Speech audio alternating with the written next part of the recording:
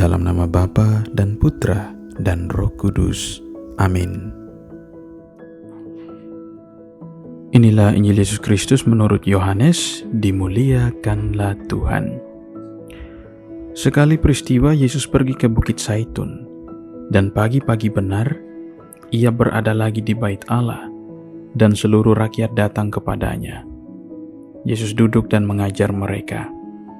Maka ahli-ahli Taurat dan orang-orang Farisi membawa kepada Yesus seorang perempuan yang kedapatan berbuat zina.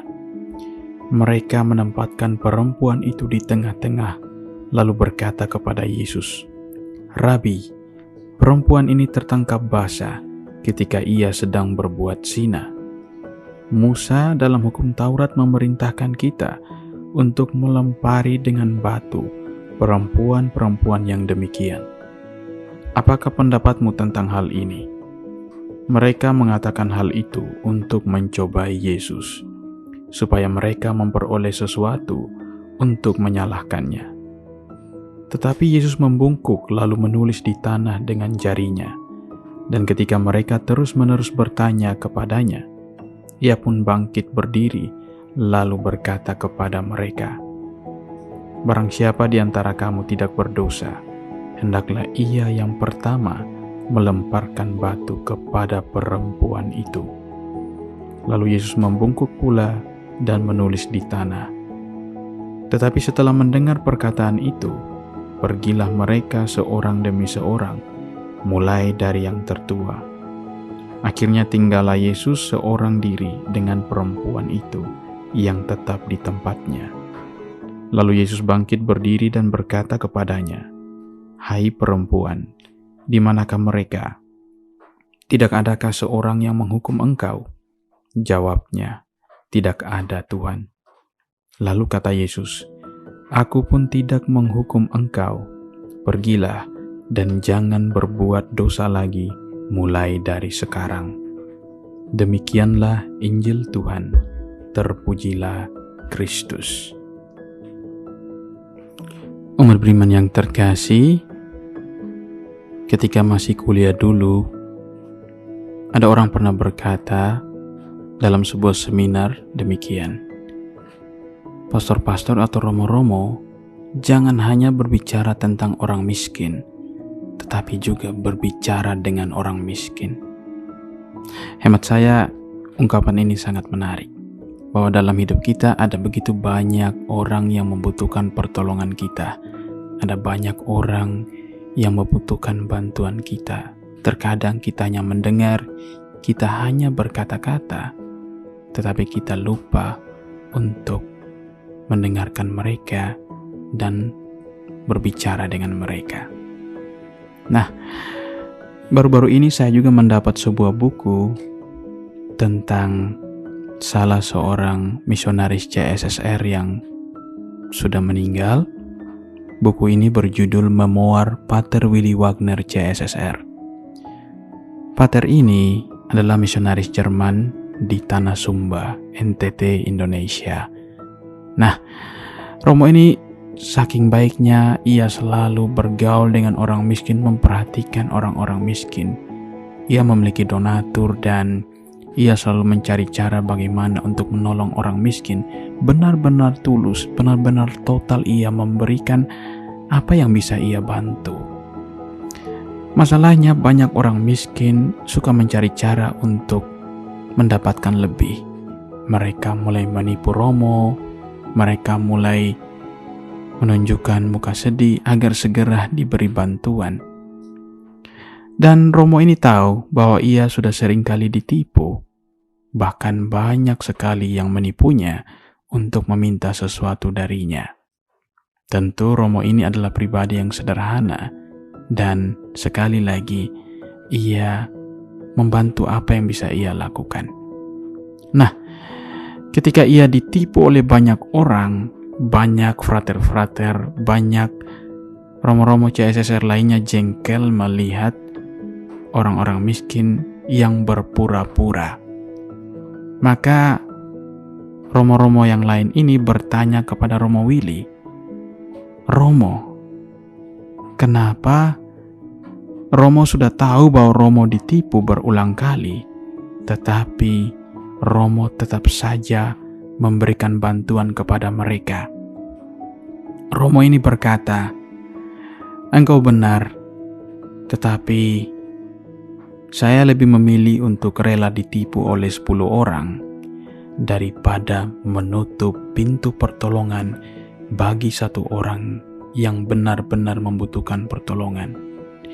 Sungguh jawaban yang sederhana namun mendalam. Romo Willy tetap melakukan apa saja yang bisa ia lakukan demi menolong orang lain. Nah, dalam Injil yang kita dengarkan pada hari ini dikisahkan Yesus yang dicobai oleh orang-orang Farisi. Mereka membawa salah seorang perempuan yang ketangkapan berbuat zina. Mereka ingin melihat seperti apa respon Yesus, seperti apa tindakan Yesus. Jika Yesus salah bertingkah, jika Yesus salah memberi jawaban, maka ini akan menjadi jawaban untuk menjatuhkannya, untuk menyalahkannya. Tetapi apa yang dilakukan Yesus? Yesus membungkuk, menulis di tanah dengan jarinya, dan ia pun menjawab, "Barang siapa di antara kamu tidak berdosa, hendaklah ia yang pertama melemparkan batu kepada perempuan itu." Lalu Yesus membungkuk pula dan menulis di tanah. Apa yang terjadi? Tidak ada satupun dari orang-orang ini yang berani melemparkan batu kepada perempuan itu, karena mereka merasa bahwa mereka juga orang berdosa. Umat beriman yang terkasih, terkadang dalam hidup kita pun lupa untuk membungkuk. Membungkuk adalah cara bagaimana setiap kita memahami orang lain, memahami derita sesama kita.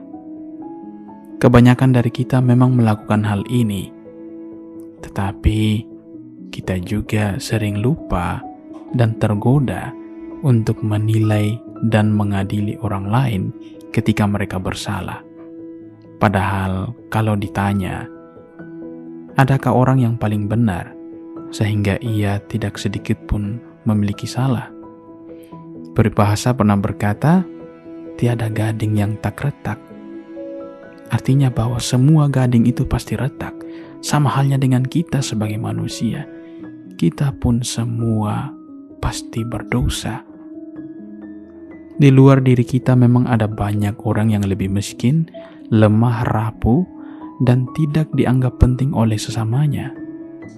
Namun ketika mereka yang lemah dan rapuh ini datang kepada kita, berarti dalam diri mereka ada suatu kerinduan untuk bisa menemukan kebaikan dan jalan yang benar.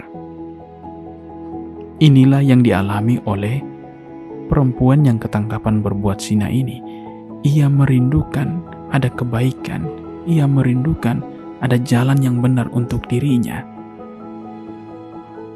Sama halnya dengan orang-orang yang datang kepada Romo Willy. Meskipun mereka menipu, mereka merindukan ada kebaikan untuk mereka. Tetapi kembali lagi pada diri kita sendiri. Bagaimana kita ketika kita berhadapan dengan situasi seperti ini?